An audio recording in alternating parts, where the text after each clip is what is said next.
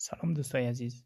در این ویدیو یک طریقه رو به شما معرفی میکنیم که چگونه یک برنامه را دوستان ما و یا اطفال استفاده بکنه و دیگر برنامه ها را دیش دسترسی نداشته باشه.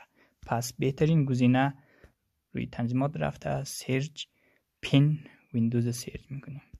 پین ویندوز من ظاهر شد، اوکی میکنیم و بعدا میریم فعال میکنیم. از ما قبلا فعال بوده، این فعال که شد و بعدا میریم یک برنامه را باز میکنیم که باید پین شود یا قفل سازی شود. خب بعدا روی تکمه برنامه‌ای که اخیراً استفاده شده روی لوگو همین قسمت کلید میکنیم و بعدا پین ویندوز فعال میکنیم. و زمانی که ما شما میخوایم خارج شیم باید همزمان این دو دکمه را فشار بدیم و فعلا باید پین شود. اوکی.